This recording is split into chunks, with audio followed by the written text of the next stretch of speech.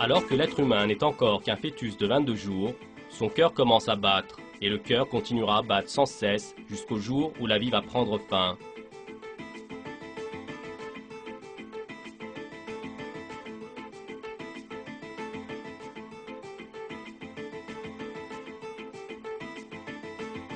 Cette pompe magnifique, en synchronisant les mouvements des muscles et des valvules, va battre environ 70 fois à la minute, environ 35 millions de fois en un an, et en moyenne 2 trillions de fois tout au long d'une vie.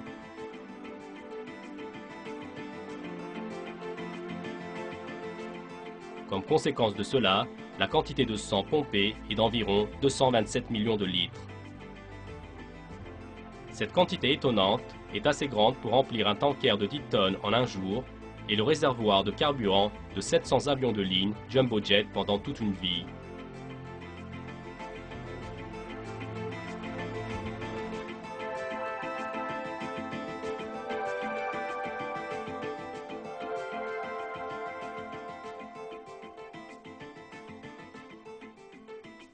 Chez chaque personne en bonne santé, le cœur, qui est considéré comme la machine la plus productive au monde, ne perd jamais sa capacité à pomper le sang et à le distribuer dans le corps, et ce, sans jamais fausser son ordre rythmique.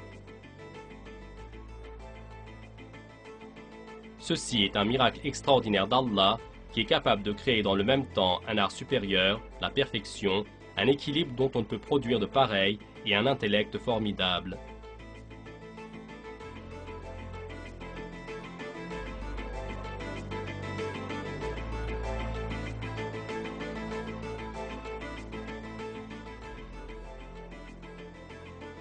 Notre cœur est en fait un morceau de chair de la taille d'un poing, formé par la réunion de l'eau, de la graisse et des protéines. Mais ce morceau de chair possède un système plus perfectionné que la pompe technologique que pourraient produire tous les scientifiques et ingénieurs du monde en rassemblant leurs forces et en utilisant les ordinateurs les plus puissants.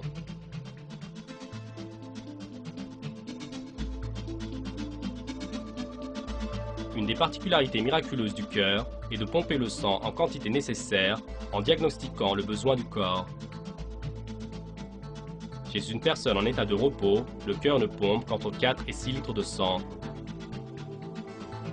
Cette quantité est à ce moment suffisante pour cette personne, car, à ce stade, les cellules dans le corps n'ont pas besoin de trop d'oxygène.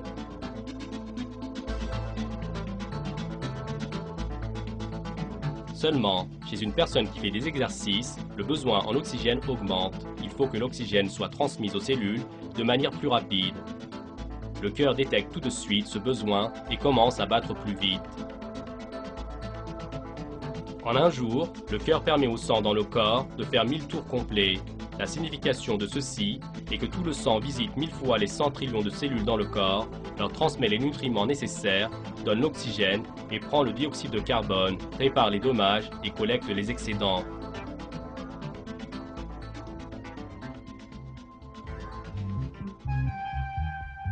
Chaque cellule dans le corps, grâce au tempo incessant du cœur, est contrôlée 1000 fois par jour. Ainsi, 8000 litres de sang sont pompés par jour. Même en plein sommeil, le cœur d'une personne adulte pompe environ 340 litres de sang par heure. Cette vitesse est assez grande pour remplir facilement le réservoir à essence d'une voiture en 7 minutes.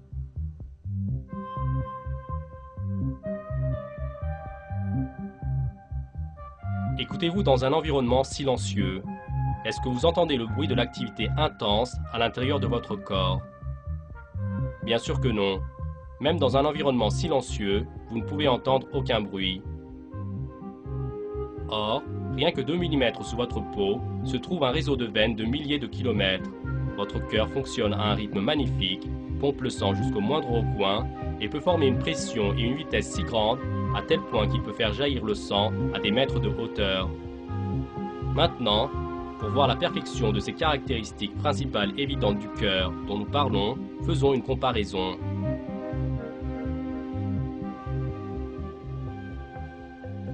Imaginez que vous faites une installation d'eau et que cette installation pompe de l'eau au minimum une fois par seconde et en moyenne 65 à 70 fois à la minute.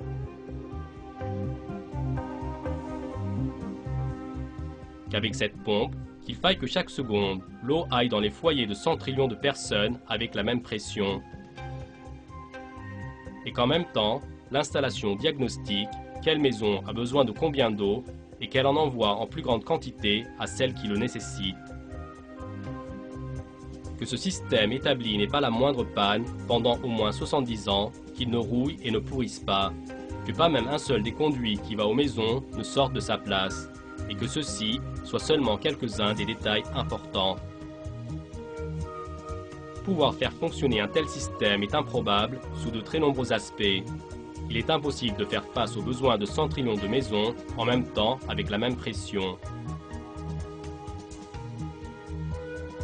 Il ne peut être question pour une machine qui fonctionne avec une si grande vitesse et un rythme qui ne change pas de résister plus de 10 ou 15 ans. Même pour parvenir jusqu'à ce stade, il faut obligatoirement passer plusieurs fois la machine par l'entretien et remédier aux défaillances qui se présentent. Il est impossible qu'un tel mécanisme fonctionne sans faute de longues années.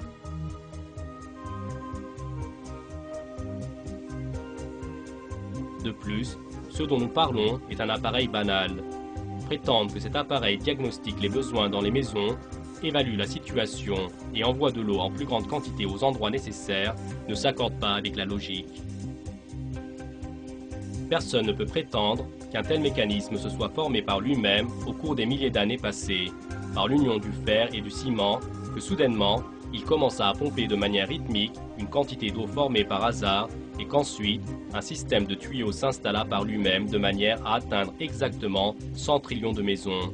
Il est clair que le système fut apporté par un être intelligent.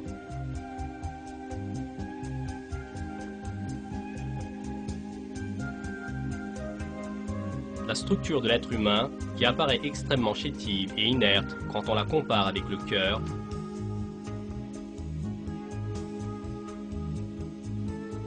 alors qu'il est clair qu'un tel système ne peut pas se former par lui-même, il est une réalité qui ne fait aucun doute que notre cœur, qui possède des particularités magnifiques, ne peut pas en venir à l'existence par lui-même.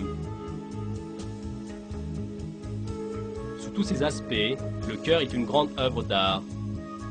Cette œuvre sans pareille, dans chacune de ses caractéristiques que nous allons examiner plus en détail sous peu, fait connaître aux gens l'intellect et la force supérieure d'Allah.